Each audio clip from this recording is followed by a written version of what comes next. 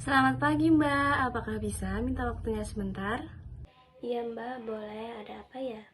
Jadi Mbak, kami dari Universitas Jenderal Ahmad Yani akan melakukan penyuluhan dengan keluarga yang sedang merawat pasien stroke.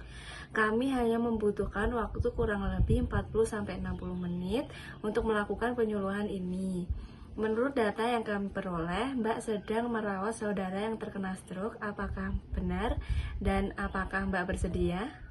Iya Mbak, benar. Ibu saya sedang sakit stroke. Mari Mbak, silahkan masuk. Saya bersedia.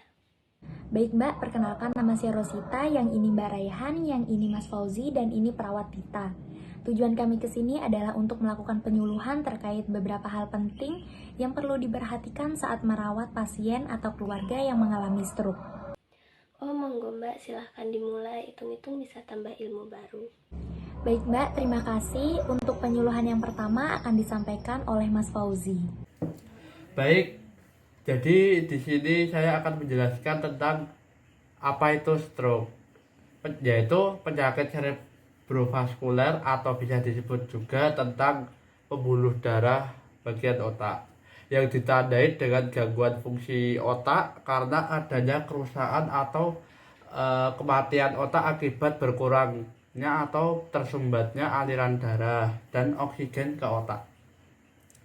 Aliran darah ke otak dapat berkurang karena pembuluh darah otak mengalami penyempitan, kemudian penyumbatan atau bisa juga pendarahan karena pecahnya pembuluh darah tersebut.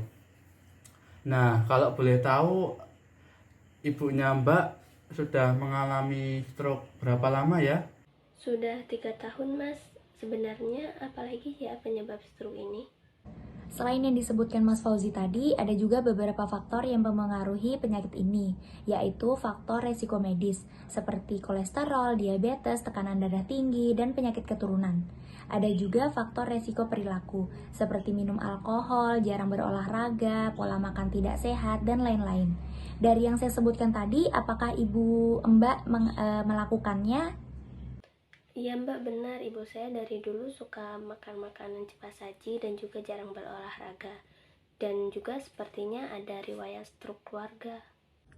Untuk ibu Anda sendiri mengalami stroke apa ya Mbak kalau boleh tahu? Stroke ringan sih dulu Mbak, tapi kok saya rasa kelama-kelamaan makin parah ya Mbak? Jelas Mbak, kelemahan tangan maupun kaki pada pasien stroke akan mempengaruhi konsentrasi otot. Berkurangnya konsentrasi otot disebabkan karena berkurangnya suplai darah ke otak belakang dan otak tengah, sehingga dapat menghambat hantaran jaras-jaras utama antara otak dan medula spinalis. Kelainan neurologis dapat bertambah karena pada pasien stroke terjadi pembengkakan otak atau edema cerebri, sehingga tekanan di dalam rongga otak meningkat. Hal ini menyebabkan kerusakan jaringan otak bertambah banyak.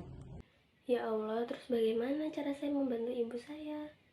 Itu dia Mbak, tujuan kita melakukan penyuluhan ini untuk membantu keluarga dalam mensupport anggota keluarganya yang mengalami stroke. Langkah pertama yaitu support melalui psikologisnya.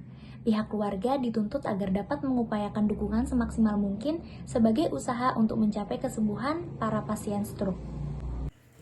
Jadi gini Mbak, kualitas komunikasi dan dukungan emosional dari dalam keluarga dan lingkungan sosial langsung memiliki efek besar, yaitu pada tingkat tekanan fisik dan psikologis yang dialami oleh ibu Mbak yang berada pada fase pemulihan dari gangguan seperti penyumbatan miokardium atau bisa juga disebut dengan otot jantung dan stroke.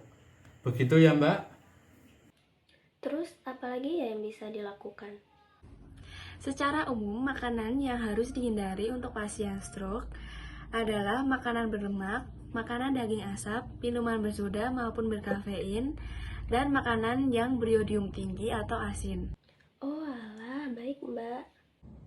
Baik Mbak, kali ini kami akan melakukan peragaan beberapa posisi penting saat merawat pasien yang stroke. Akan disampaikan oleh perawat kami, yaitu perawat Konita. Apakah Ibu bersedia? Baik Ibu, di sini saya akan melakukan beberapa contoh gerakan agar Mbak Guru dapat membantu Ibu dalam bergerak. Sebelumnya, apakah Ibu mengalami luka di pelipis? Iya Mbak.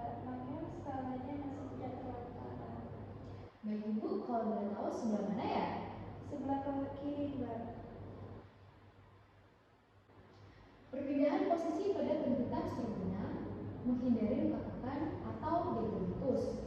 Dampak terjadinya, luka tekan dapat menyebabkan nyeri berkepanjangan, rasa tidak nyaman, serta komplikasi berat seperti sepsis, infeksi koronis, seolisis, osteoartritis, dan peningkatan moralitas. Tekan juga akan memperpanjang lama perawatan, sehingga meningkatkan perawatan. Kalau begitu, saya mulai ya Bu. Iya Mbak. Baik Ibu, yang pertama adalah posisi telentang atau posisi supinasi.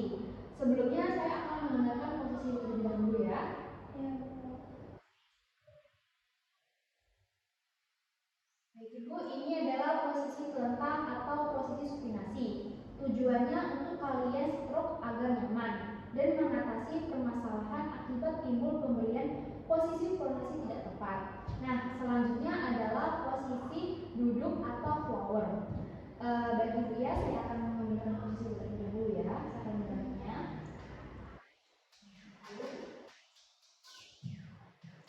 Ya, ini adalah posisi duduk atau posisi flower ya. Tujuannya untuk mengatasi kesulitan bernafas atau kardiovaskular dan juga untuk melakukan aktivitas seperti menonton TV, membaca, dan memakan ya. Ini juga disebut posisi duduk atau flower. Selanjutnya posisi lateral Ibu ya. Saya akan membantu Ibu untuk membuat posisi lateral ya.